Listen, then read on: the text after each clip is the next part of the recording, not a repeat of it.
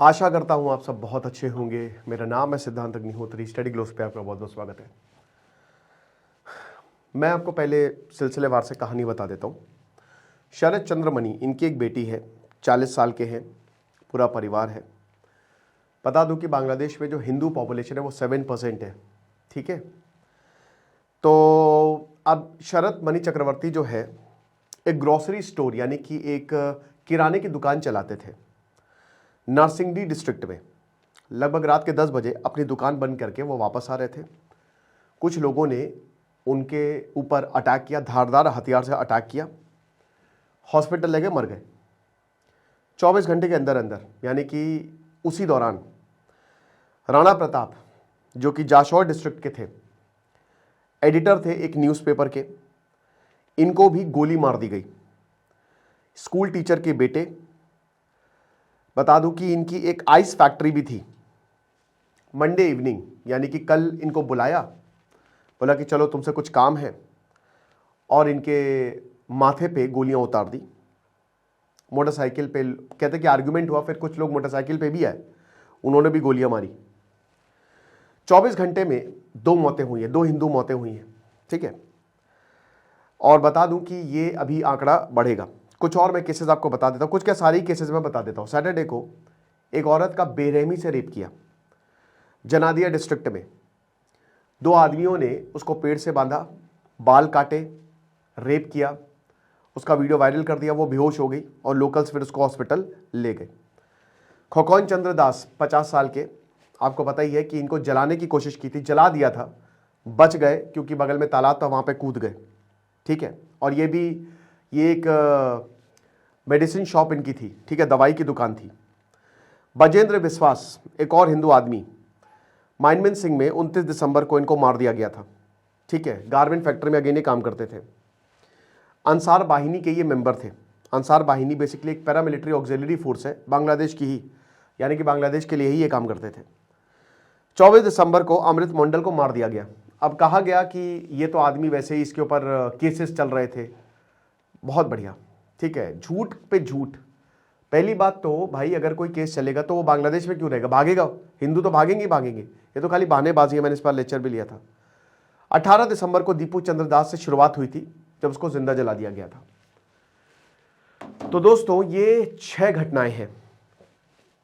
भारत कह रहा है कि अभी तक 2900 इंसिडेंट, रेप, मर्डर, जमीन कब्जाना, मारपीट, इन सबके सामने आए हैं।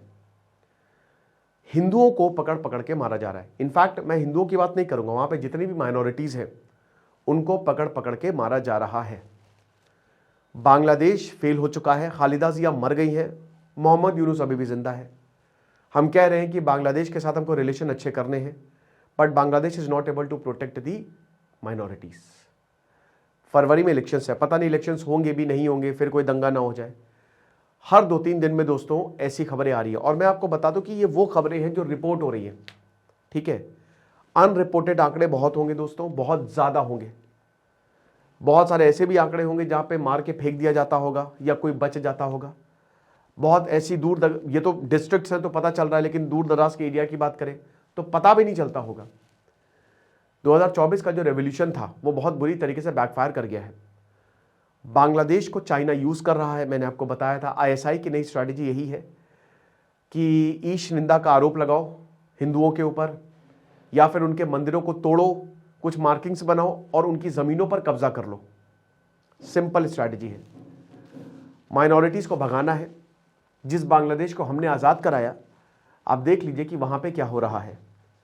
भारत को सख्त कदम लेने पड़ेंगे। मैं ये नहीं कह रहा हूं कि आप जाके मिलिट्री उतार दीजिए, लेकिन जो आप मदद देते हैं वो आप बंद करिए। बांग्लादेश ने ऑलिव ब्रांच ऑफर की है, बट बांग्लादेश कौन होता है ऑलिव ब्रांच ऑफर करने वाला? जिस देश को हमने बनाया वो हमको आंख कैसे दिखा सकता है? ठीक है, और दोस्तों ये आगे आने वाले समय में और भी होगा। जैसे जैसे जमात की वहां पे प्रेजेंस बढ़ेगी, वैसे वैसे इस तरीके की खबरें और भी सामने आएंगी। अभी 13 फरवरी में जो इलेक्शन होने वाले हैं, तारिक रहमान जो कि खालिदा जिया के बेटे हैं, अगर वो जीत गए तो भारत उनसे बात करेगा, और अगर वो हार गए और कहीं जमात जीत गया तो वो हालत होने वाली है बांग्लादेश की कि भारत को फिर पूरी तरीके से तैयार रहना पड़ेगा। क्योंकि जमात आईएसआई कंट्रोल करता है, पाकिस्तान के कंट्रोल में है, ठीक है। जशीमुद्दीन को छोड़ दिया वहां पे, बड़े बड़े लोग जो मतलब सोचे कि जिन्होंने गांव के गांव को जला दिया, जो वॉर क्रिमिनल्स थे, उनको बांग्लादेश में छोड़ दिया गया है। और वो क्या करेंगे? वो भड़काऊ भाषण देंगे, वो बोलेंगे कि मारो हिंदुओं को या क्रिश्चियंस को या सिख को, जो भी माइनॉरिटीज उनको खत्म करो, ये जमीनें तुम्हारी हैं। तकरीरें नफरती हो रही हैं। ऑपोजिशन भारत सरकार क्या कर रही है, बीजेपी, उनको मैं बता तो रहा हूं कि पार्लियामेंट पर इस पर डिस्कशन नहीं होता है, ना ही पीएम मोदी जो इस बारे में कुछ बोलते हैं। मुझे लगता है कि उनको खुल के सामने आना चाहिए और कुछ ना कुछ भारत सरकार कंडेम कर देती है या फिर एक छोटा सा स्टेटमेंट जारी कर देती है। अब ऐसे चलेगा नहीं। भारत ने वार्निंग दी है, नो डाउट RNAW एक्टिव है।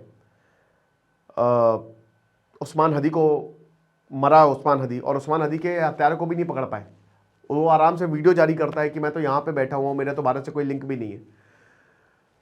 काम चल रहा है, लेकिन जब तक ऐसा ना हो कि जब तक ये होता तब तक कितने सारे हिंदू मार दिए जाए वहां पे, ठीक है, क्योंकि ऐसे इंसिडेंट जो है वो काफ़ी हो रहे हैं। और ये भी बिल्कुल बात सच है कि वहाँ के लोग, सबकी बात नहीं कर रहा मैं, जाहिर सी बात है कि सब वहाँ पे ऐसे नहीं होंगे, बट वहाँ के जो कट्टर लोग हैं ना, वो बहाना ढूंढ रहे हैं। छोटी छोटी बातों पे वो हिंदुओं को धमका रहे होंगे, आई एम डेड श्योर। छोटी छोटी वहाँ पे इस समय हिंदू बहुत डरे होंगे, हालत उनकी बहुत ज़्यादा खराब होगी। और वहाँ पे हिंदू यही बोल रहे हैं कि हम क्यों छोड़ के जाए, है ना। खोकन दास की बीवी बोलती है कि हमने क्या बिगाड़ा है, हम क्यों छोड़े, हम यहाँ पे बहुत लंबे समय से हैं, हमको क्यों, हम यहीं पे आप लोगों के साथ मिलकर काम कर रहे हैं, लेकिन फिर भी हमको डराया जा रहा है, धमकाया जा रहा है। जिस इस्कॉन ने 1971 में कितनी मदद की, खाना दिया और पता नहीं क्या क्या दिया, चिन्मय कृष्णदास को पता नहीं कहाँ पे है, वो जेल में है, कहाँ पे है, उनकी तो खोज खबर भी नहीं मिलती अब। तो ये हालात है समय बांग्लादेश के। आपको क्या लगता है मुझे कमेंट बॉक्स में बताइएगा। बाकी अगर आप MS ऑफिस का कोर्स करना चाहते हैं, अगर आपको पूरा MS ऑफिस सीखना है AI के साथ, आर्टिफिशियल इंटेलिजेंस के साथ, जिसमें PowerPoint, आउटलुक, Copilot, Excel और MS वर्ड होगा, तो आप इस कोर्स को अवेल कर सकते हैं। ये एक सर्टिफिकेशन कोर्स है और मात्र 400 रुपये का शुरुआत के 500 स्टूडेंट्स के लिए। खुश रहिए, पढ़ते रहिए। दिस इज सिद्धांत अग्निहोत्री साइनिंग ऑफ।